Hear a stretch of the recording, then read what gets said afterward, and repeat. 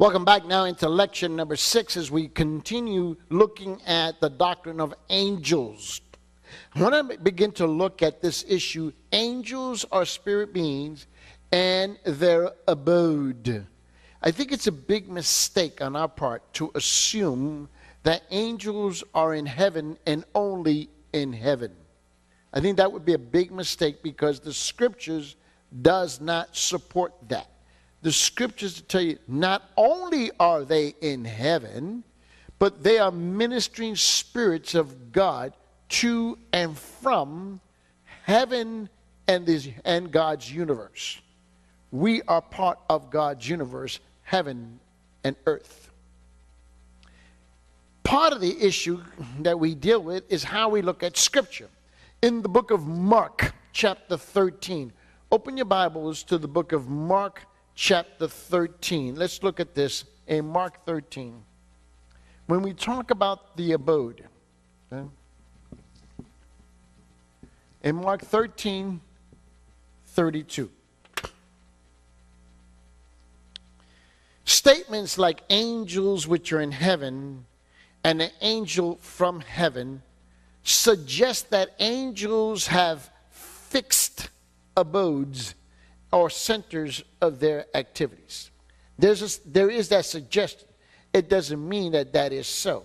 In Mark chapter 13, verse 32 says, "But of that day or hour no one knows, not even the angels in heaven, nor the Son, but the Father alone."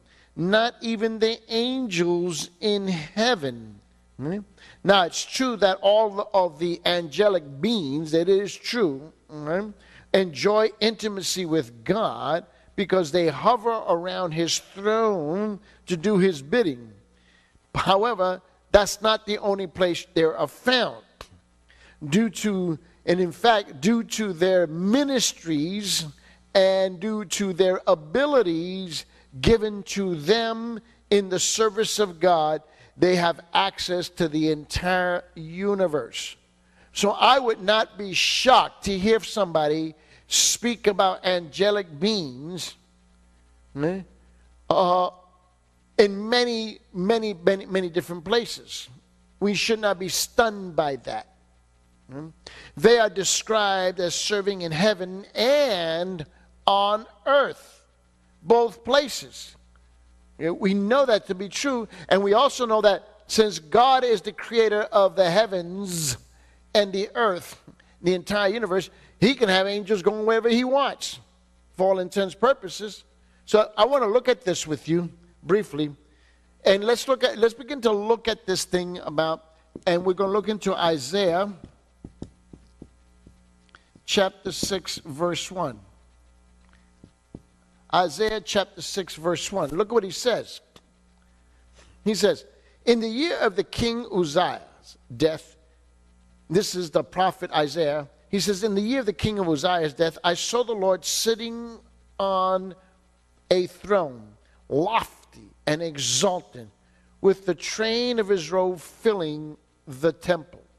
So we know that there's angels there. We know that, right? In Daniel 9:21,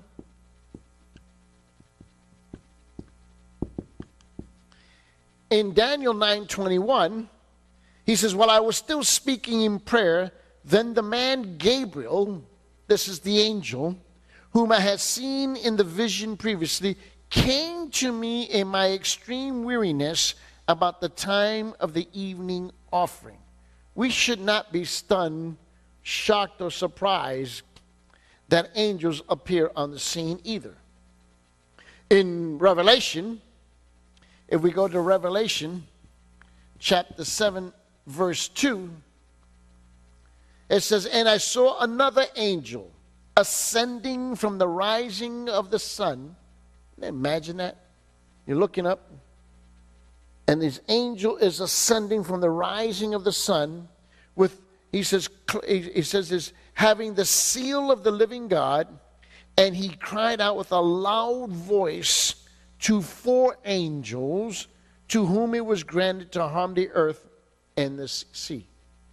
Now we have this other angel speaking to four more angels,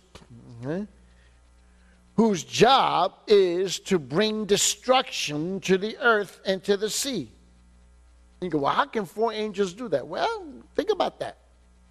Remember, one angel was more than capable of killing 185,000 men. Just one angel. In one swoop. In one blow, if you will. One. How much time does one blow take? I have no idea. But what can one angel do in 1 hour of destruction? That's pretty scary to me. Think about that. Just imagine if one blow, just think of, if one blow was 1 second, just think about that. And there's 16 seconds in 1 minute. I'm thinking, this is just just think about 1 minute. One angel in one blow, and if a blow is only 1 second, is able to take out 185,000 men. What would happen in 1 minute? What would happen in 2 minutes? What would happen in 3 minutes? What would happen in 4 minutes? 5 gets even more terrifying. Just think about it for a moment with me. I have no idea. But he says, and I saw another angel ascending from the rising of the sun, having the seal of the living God, and he cried out with a loud voice to the four angels to whom it was granted to harm the earth and the sea. Well, we get in Revelation chapter 10, verse 1. And I saw another strong angel. I don't know if there's weak angels, but it says there's another strong angel, right? Coming down out of heaven, clothed with a cloud, and the rainbow was upon his head. And his face was like the sun, and his feet like the pillars of fire. Woo! So we can see when we talk about their abode, that you have angels are not stuck in heaven.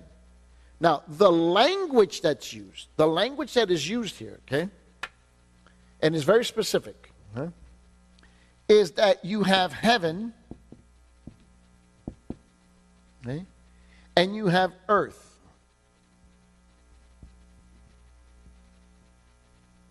And so we have this constant, okay, movement. We have this constant movement of angels ascending, descending. We have this constant movement, okay, and where there's this movement taking place, and throughout the universe.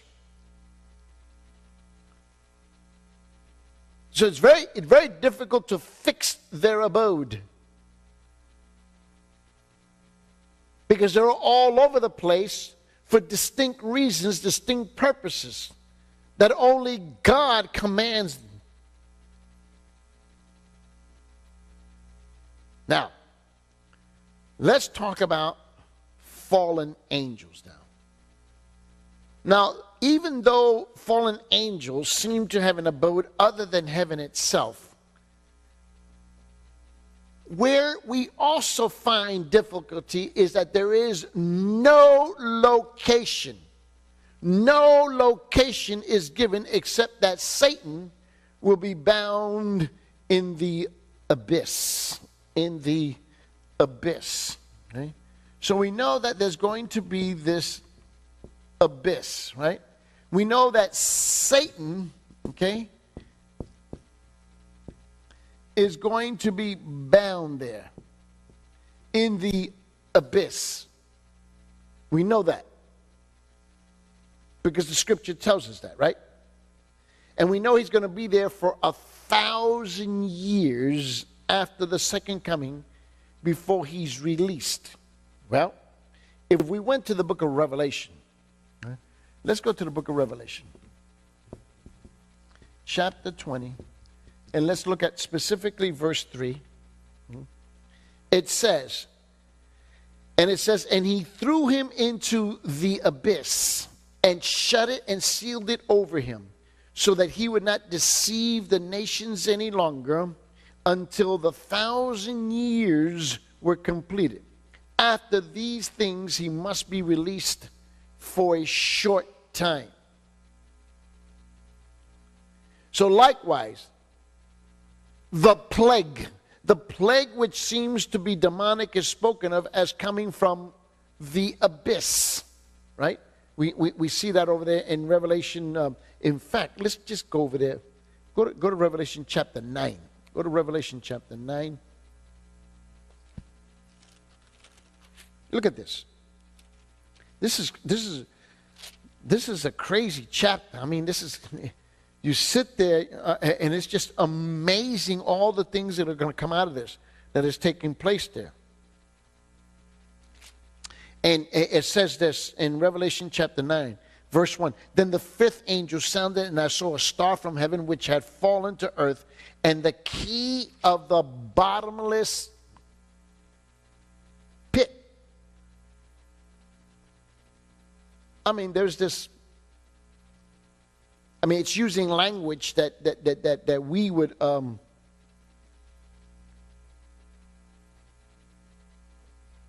would use, right? We know that if it's kind of hard to describe. It really is, but it's saying that this abyss, right? We know that there's going to be this abyss, right? And it's saying that this abyss is bottomless. And we know that down here is incarcerated all of the demonic forces, whatever that number is. Again, there's these untold numbers that we don't. Listen, we know that angels and the celestial beings were all created before the creation of the earth, and we know that they were all created simultaneously as one company, right? But we also know that it is an uncalculable, right, innumerable, countless number. So now, if you understand that, now, and we know that a third of the angels were cast out of heaven. A third of an incalculable number was cast out of heaven. I'm just not that smart to be able to tell you what that number is. Okay? We know that according to Revelation chapter 9, right? That there is this bottomless pit where all the incarceration of all the evil demonic forces are, and we have no idea what that number is. And we also know that because it is incalculable, it's innumerable, okay, that the pit has to be bottomless.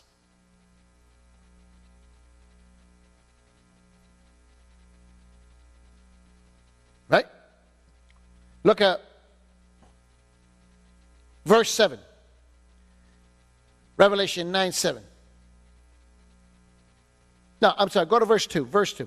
He opened the bottomless pit, and smoke went up out of the pit like the smoke of a great furnace, and the sun of the air were darkened by the smoke of the pit.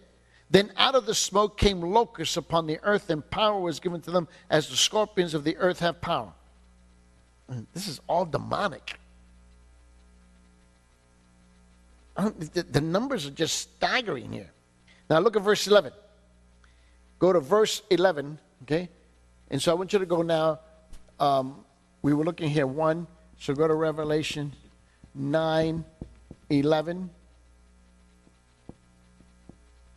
And look at this. Revelation 9:11. And he says, because he says, fallen angels, right? They also have a king who's referred to as the angel of the abyss. Right? That's what he says, right? He says, and they have a king over them. In Revelation 9:11 says, and they have a king over them, the angel of the abyss. His name in Hebrew is Abaddon, and the Greek he has the name Apollyon. Wow.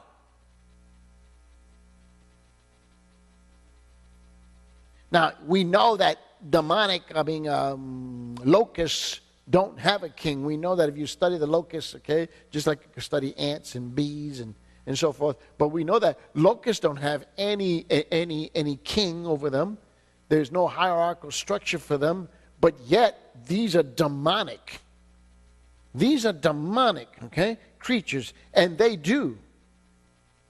And his name is both in Hebrew and in Greek, because he says Abaddon and Apollyon. It means destruction. He's a destroyer. So there's a hierarchy of power among the demons, just as they're among the holy angels. And apparently the angel of the abyss is one of Satan's most trusted leaders. Possibly it could be Satan himself. I don't know. I have no idea. But it says that they have a king. And then we also know that the destiny of fallen angels is the lake of fire. We know that, right? Because in Matthew 25, if you go back to Matthew 25,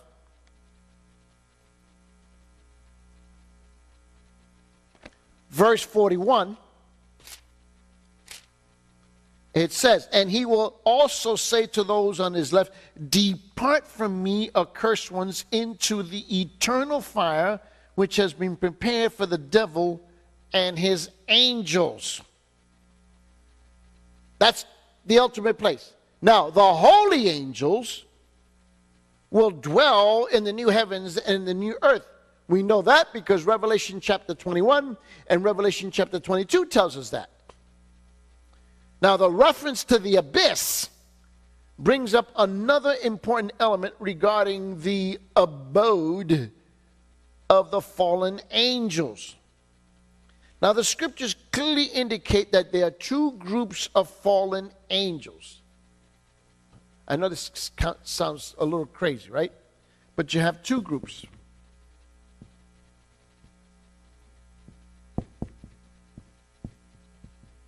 Of fallen angels. Now, the first group, okay, is consisting of those who have some freedom to carry out Satan's plans on earth. Now, we know that from heaven, a third of the fallen, a third of the angels, okay, fell out of heaven with Satan, right? In other words, they were cast out, right? A third of some innumerable number, right? An incalculable number. Now, that's the main group. Now, out of that third that comes down, they're split in two groups. A percentage of them is left to roam the earth. That's where we get all demonic powers, demons, and all that kind of language that's used. And then another group, okay? So this group is, the first group is free, if I can use that word. I know that's a strange word, but they're free to roam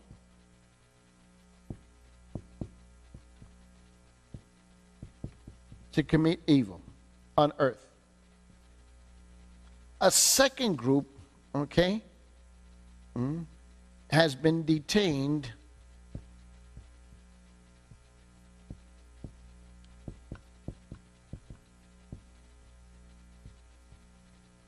in the abyss. Okay? Second group. They've been confined. Okay? So of those who are confined, some are temporarily so, while others are permanently confined in Tartarus. Okay, there's a place called Tartarus. Okay, I think you've heard this word before. Okay, and it's called Tartarus. Tartarus. So we know that a group of these guys are in this place. And somehow, if this is the abyss right here, if this is the abyss, what they're saying is that this is Tartarus. Somewhere, I know it's very difficult to describe in human terms, but this place, Tartarus, is somewhere down in here, right? If I can just put it that way. What I'm trying to do is to illustrate the point. And this is where they are. They're down here somewhere. And we know that a group of these guys, this is where they are, of these fallen angels. Okay? And they're confined there. You know? Well, we know that because in 2 Peter, chapter 2, verse 4. Okay? In 2 Peter chapter 2, verse 4, and Jude 6 again.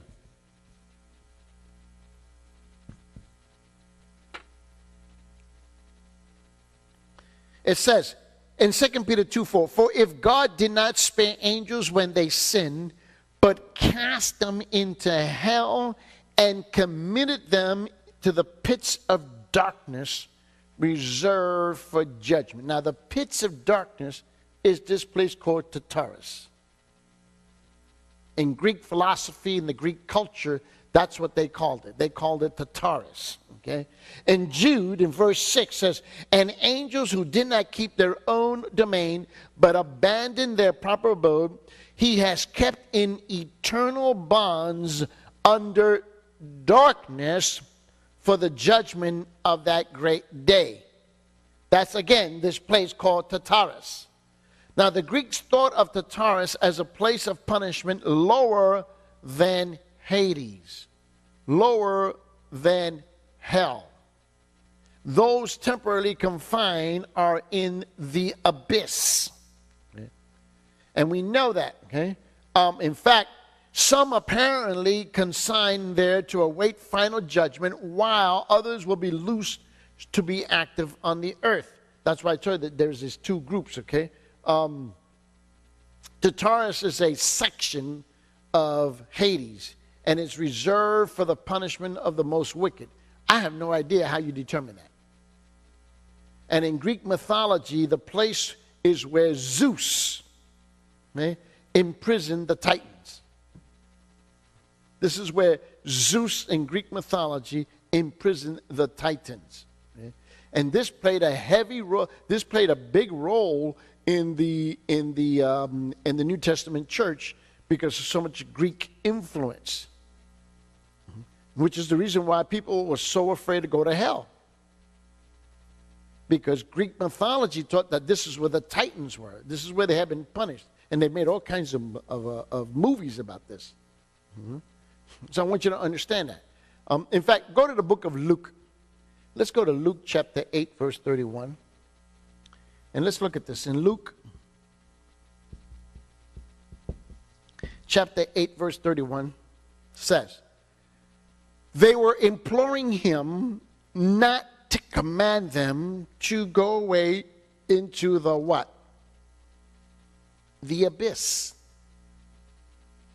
You see, these demons, they knew where this place was. And they said, okay, Jesus, cast us out of these pigs, but whatever you do, don't send us to this place. Are you following me? You see, you don't. The problem is that we read the Bible just too fast. We're just reading it too fast. In Revelation chapter 9, chapter 9, look at verse 1 to 3. Again, he says, then the fifth angel sounded, and I saw a star from the heaven which had fallen to the earth, and the key of the bottomless pit was given to him. Don't ask me. I have no clue, no idea how to begin to answer that. He opened the bottomless pit, and smoke went up out of the pit like the smoke of a great furnace, and the sun and the air were darkened by the smoke of the pit. And then out of the smoke came locusts upon the earth, and the power was given to them as the scorpions of the earth have power. This is where the judgment of earth is going to come from. Woo! Revelation chapter 9, verse 11, right?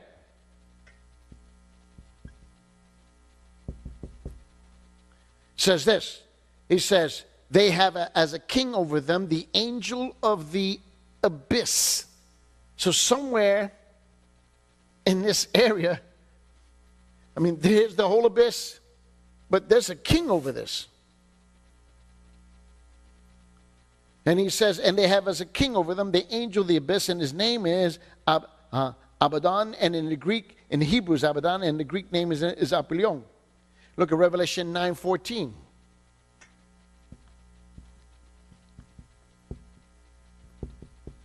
Look at Revelation 9:14.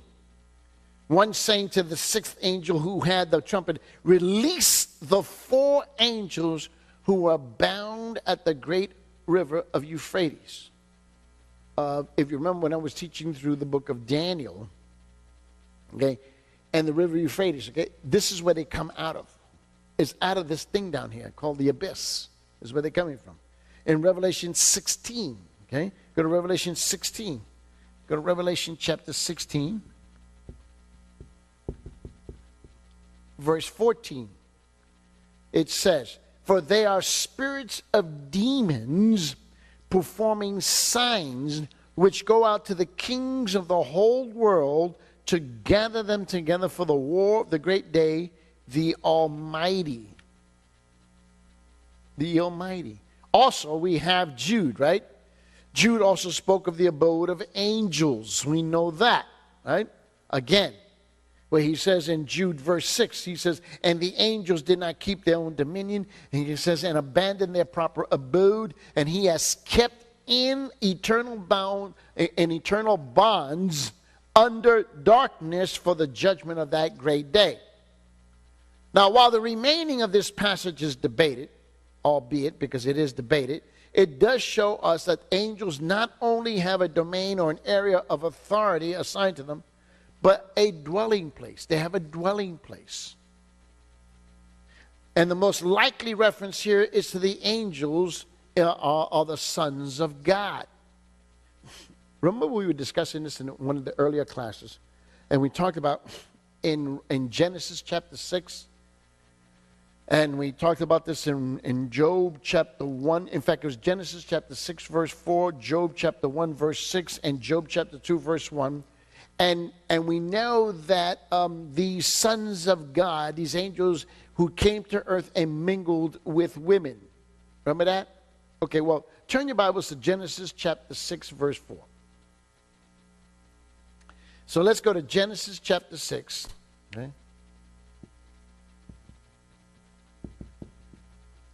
And then we're going to go to Job 1, 6. And Job 2:1. Okay?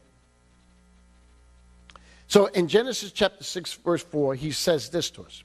He says, the Nephilim were on the earth in those days and also afterward, when the sons of God came to the daughters of men, and they bore children to them. Those were the mighty men who were of old, men of renown. That's what we know. In Job 6, now there was a day when the sons of God came to present themselves before the Lord, and Satan also came among them. And then in Job chapter 2, verse 1, it says, and again there was a day when the sons of God, here again we see the sons of God, the sons of God, the sons of God, came to present themselves before the Lord, and Satan also came among them to present himself before the Lord. So now what we do know is that this interpretation, now we get into some really iffy kind of stuff here. And I want you to know that, okay? So we get into now, there is this interpretation. It's expounded on what they call pseudo, okay, pseudepigraphical book of Enoch, the book of Enoch, which is not in the Bible, okay? And so we have, in fact, but it does exist. The book of Enoch, okay, we see this from which Jude quotes in verse 14, okay? In Jude 14, I mean, we see this in Jude 14. It's kind of amazing. And this is not the first time that the Bible does that. Look at Jude 14. It was also about these men that Enoch in the 7th generation from Adam prophesied, saying, Behold, the Lord came with many thousands of his holy ones. Of his holy ones.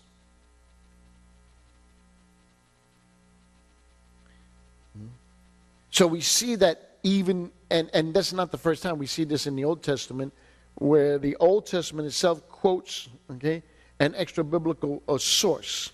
Okay?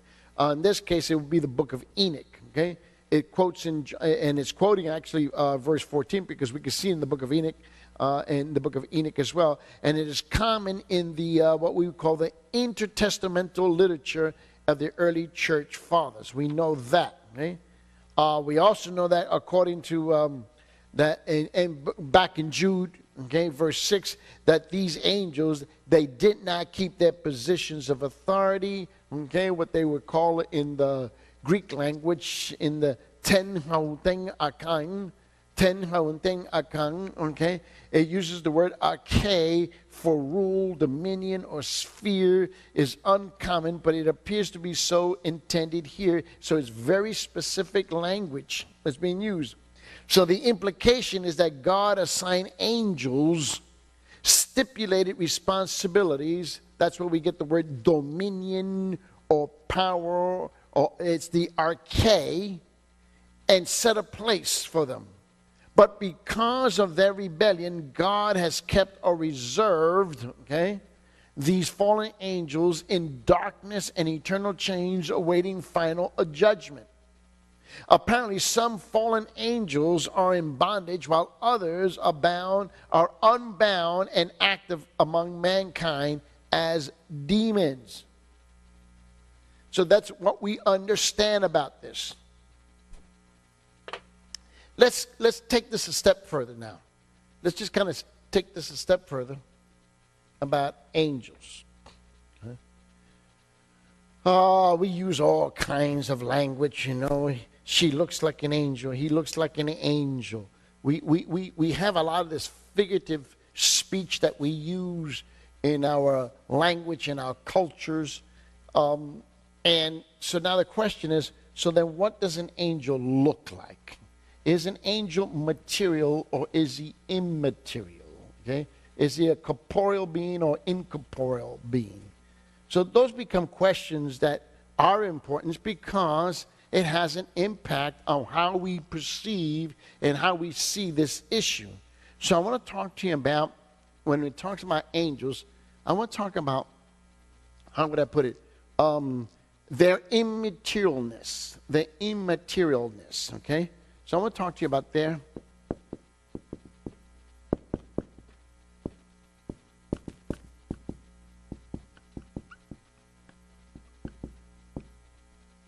immaterialness.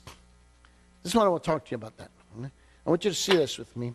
And I want you to open your Bibles to the book of Genesis. Go to Genesis chapter 18, and look at this in verse 3.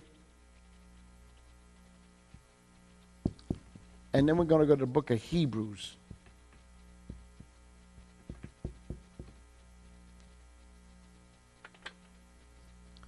So let's go to Genesis chapter 18 real fast here, please.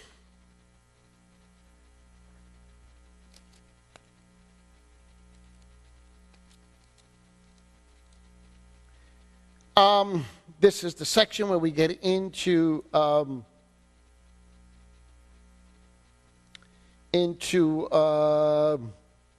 birth of Isaac. Remember that?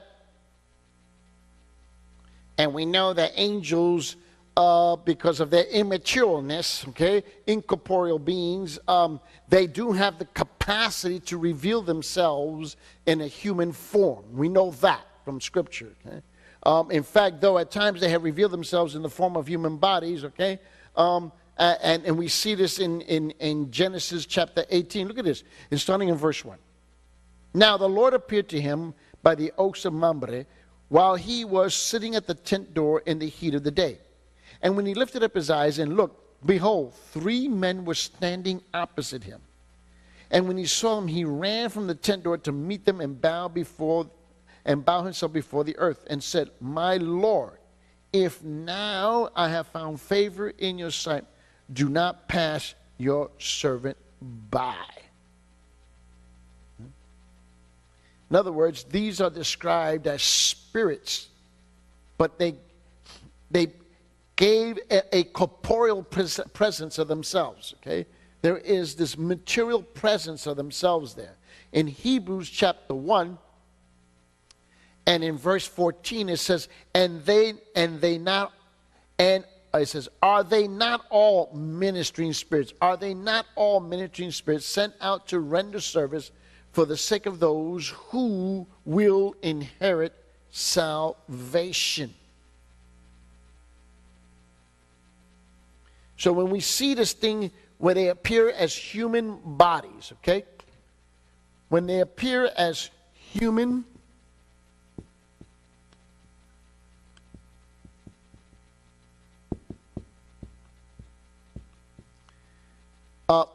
this is, have you heard of a theophanies and Christophanies? Well, this is angelophanies. Okay? That's what it's called. It's called angel, okay? And it's angelophanies. Angelophanies. Okay? When they come from this immaterial state to the material state, it's called angelophanies. This is where they come and they present themselves in a human form that's recognizable to human beings. We see this. So now, what does this suggest? This suggests that they do not have material bodies as humans do. They do not have. This is further supported by the fact that they do not function as human in terms of marriage and procreation. With all, look, I know we read Genesis 6. Remember that? We read Genesis chapter 6, verse 4. Remember that? We read that earlier, right? We were reading that earlier in Genesis chapter 6, verse 4. And we were reading Job 1:6 and Job 2:1. Remember that? And especially when we're talking about the Nephilims, and we're talking about in Genesis chapter 6, verse 1, 2, 3, 4, 5, 6. Now understand that. And you remember the class of the other day, I don't remember which class it was, and I gave you 3 possibilities. Okay? And we worked it out, okay? But we settled on the last possibility that yes, we have some kind of angelic, demonic, spiritual beings, okay, who now come and incorporate themselves into the body of some real human beings, and that's how they procreated. But the fact that you cannot have an angel directly, okay, an incorporeal being, okay, procreating with a corporeal being. That's not possible. In Mark chapter 12, verse 25, Mark chapter 12, verse 25, okay, it says, for they rise from the dead, they neither marry nor are given in marriage, but are like angels in heaven. So we know that angels do not marry because they cannot procreate. And we also know that angels are not subject to death. I know, again, I realize, of course, that television and Hollywood and the movies have told us otherwise. I get that part. In Luke chapter 20, it says this in verse 36. In Luke chapter 20, verse 36, he says, for they cannot, these are not my words. He says, for they cannot even what? Die, right? Look what it says. Luke chapter 20, he says in verse 36, for they cannot even die anymore. Why? Because they are like angels and are sons of God, being sons of the resurrection. Mankind, including our incarnate Lord, when he walked as a human being, is lower than angels. Remember when I was explaining that angels are inferior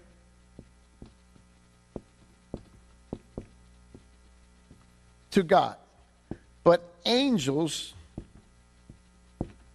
are superior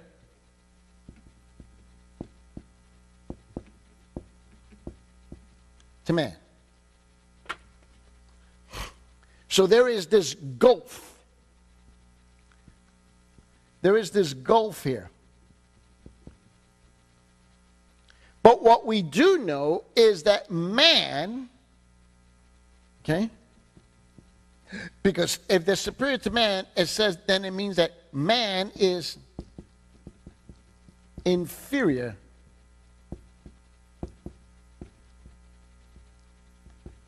to angels.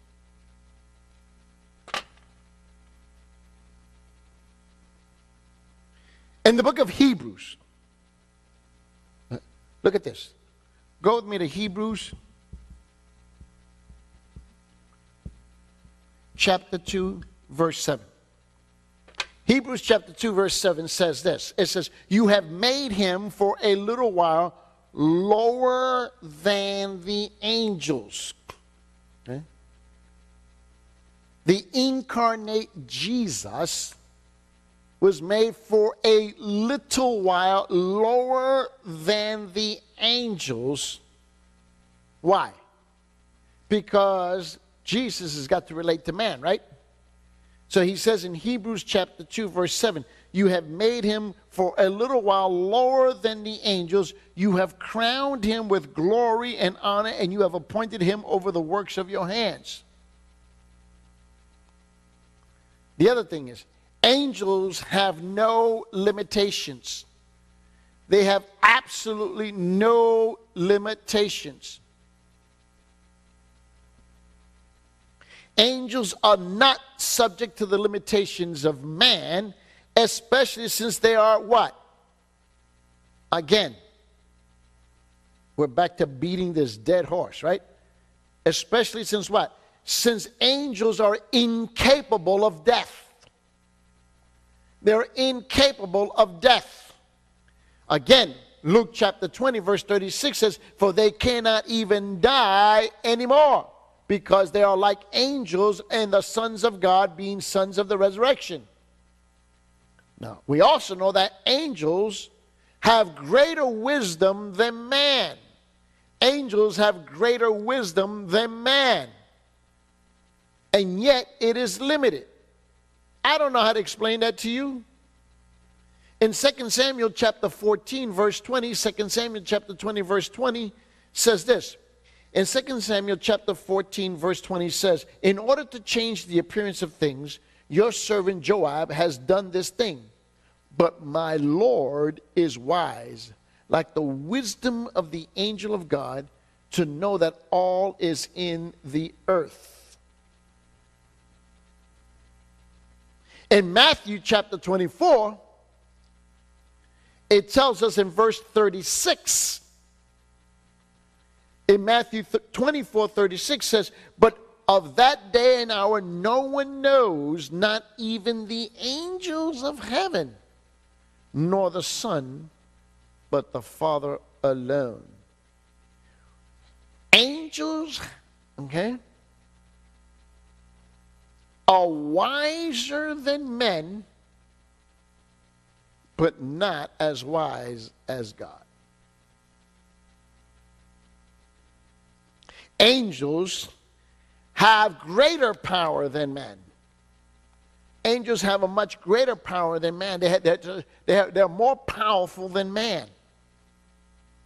Yet, they are limited in their power.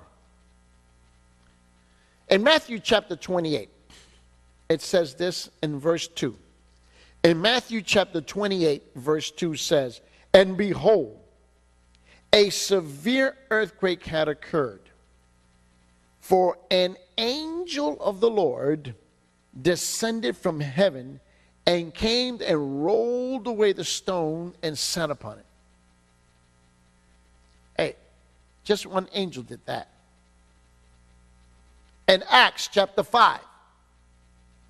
In Acts chapter 5, verse 19 says, but during the night an angel of the Lord opened the gates of the prison, taking them out, he said. One angel did that. 2 Peter chapter 2, 2 Peter chapter 2 verse 11 says, whereas angels who are greater in might and power do not bring a reviling judgment against them before the Lord. So angels have greater power than man, and yet they are limited in power. We know that to be true. They're limited in power. Why? Because Daniel, the book of Daniel, in chapter 10, we're told, where he says, verse 13, but the prince of the kingdom of Persia was withstanding me for 21 days. And then behold, Michael, one of the chief princesses, came to help me, for I had been left there with the kings of Persia.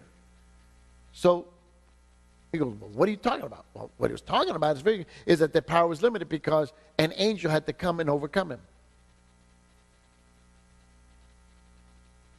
Now, angels, however, have limitations compared to man. Now, this is where it gets a little tricky. Now, so far, this is really the only way that I know how to illustrate this to you, okay? And that is that angels are inferior to God, but angels are superior to man. So we know that there exists this gulf there, right? But we also know some other things that are true about angels. So we know that angels are superior to us in many, many respects. We know that. We know that angels are inferior to God in many respects. We know that. But that's not the only thing. Now, think about it. Angels cannot get saved. Listen. Angels, however, have limitations compared to man, particularly in future relationships. Particularly in future relationships. Angels are not created in the image of God. Hello? Man was created in the image of God, but angels are not created in the image of God. Angels are not created in the image of God. Therefore, they do not share man's glorious destiny of redemption in Christ. We will be saved and redeemed for the glory of God forever and ever and ever. At the consummation of the age, whenever that end of the time comes, listen to me carefully, redeemed man will be exalted above the angels. That's just amazing. In 1 Corinthians chapter 6, this is what we are told in verse 3. Do you not know that we will judge angels? How much more the matters of this life? Wow. That great theologian by the name of Millard Erickson. Millard Erickson is perhaps one of the most preeminent theologians among what's that denomination? Among the Baptists. Very solid in his research and his study. And look what he says. He said, the angels are spirits, that the fact that angels are spirits may also be inferred from the following considerations. In other words, talking about these fallen angels, these demons, which are described as spirits. He said this in the book of Matthew, in chapter 8. Go to Matthew chapter 8, please.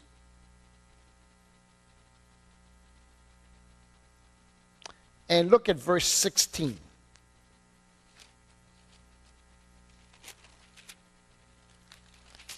It says, and when evening came, they brought to him many who were demon-possessed, and he cast out the spirits with the word and healed all who were ill.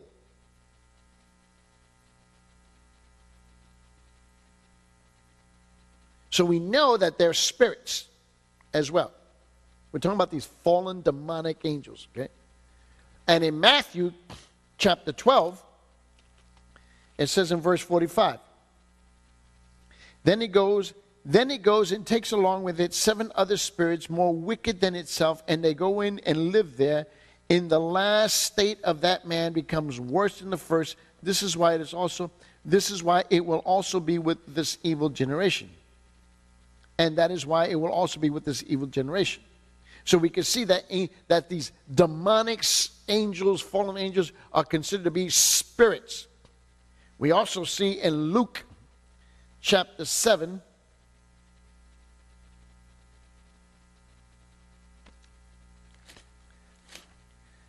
we see this in verse 20. 21. At that very time, he cured many people of the diseases and afflictions and evil spirits. And he gave sight to the many who were blind. So we have evil spirits. In the same book of Luke chapter 8, it says in verse 2, And some women who had been healed of evil spirits and sicknesses, Mary, who was called Magdalene, from whom 7 demons had gone out. So we know that they're spirits as well. I was listening not too long ago, and as we were going down the road, and I was listening to this on the radio, where the man was talking about that there were these, and he laid out this long, detailed, I'm listening on the radio, hierarchical structure of all these fallen angels, and then he says, now we have another category called evil spirits, and he laid out all of these also. And I was driving down the road thinking to myself, well, what's he talking about? What is he talking about? Because they are the spirits. We're talking about demons and fallen angels. They're the spirits themselves. In Luke chapter 8, verse 2. Now we see this in Luke chapter 11. Look at this over there in verse 26. Then it goes and takes along 7 other spirits more evil than itself. And they go in and live there, and the last state of that man becomes worse than the first. So again, we're talking about these fallen angels that become the spirits. In Acts chapter 19, we know that story. This is Paul when he was at Ephesus, okay? He gets into trouble with the demonic woman there. In Acts chapter 19, in verse 12, it says, And so that the handkerchiefs or the aprons were even carried from his body to the sick, and the diseases left them, and the evil spirits went out.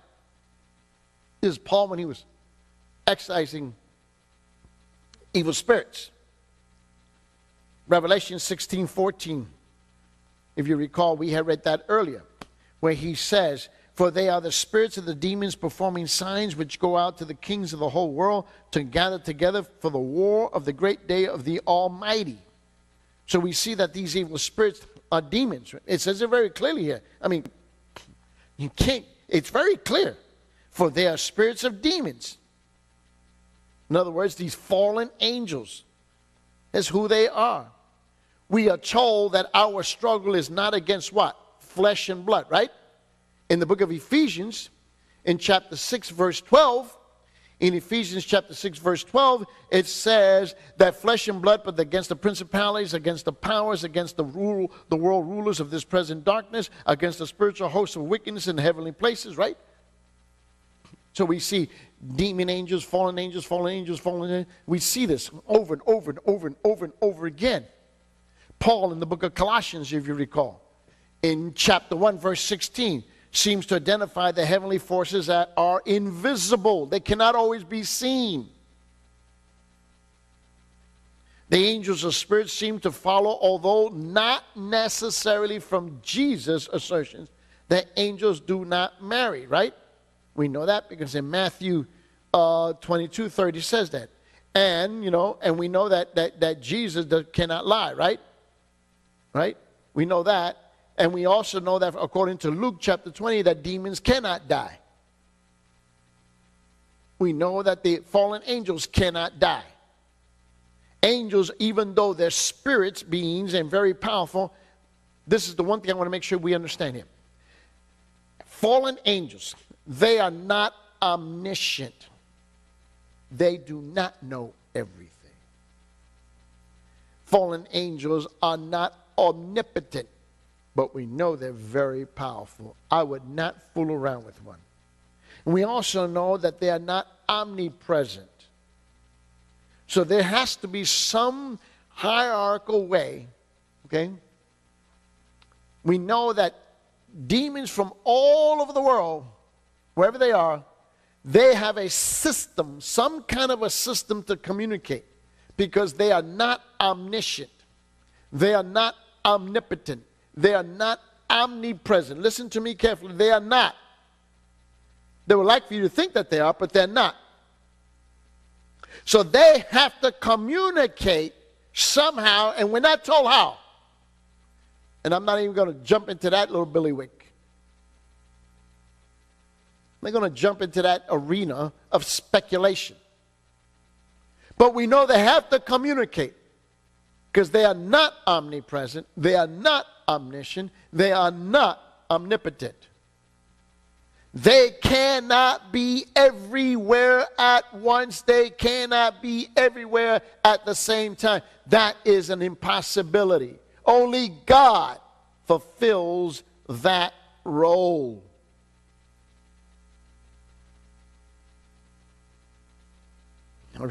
I just remembered something. My years ago, my granddaughter, she's pretty good at laughing at me. And I remember this years ago. And we were sitting in the living room, and she said, "Don't you wish you knew everything that Grandma was thinking about?" And I said, "Absolutely not." She said, "Well, why not?" I said, "First of all," I said, "I would never want to be omniscient and know every single thought that Grandma had. The simple thoughts that I know from my wife's head are more than sufficient to scare the living daylights out of me. The idea that I can have access to the myriads and myriads and myriads and myriads of thoughts in my wife's labyrinth maze like mine, okay, will leave me in the loony bin forever and ever and ever and ever. So, is there an advantage to being omniscient? No, I'd never want that whatsoever. Demons are not omniscient. They are not omnipotent, and they're not omnipresent. They cannot be everywhere at the same time. That is an act of impossibility. Now, what we're going to do in our next class, we're going to begin to get into the details of their appearance. And we'll close it out for right now.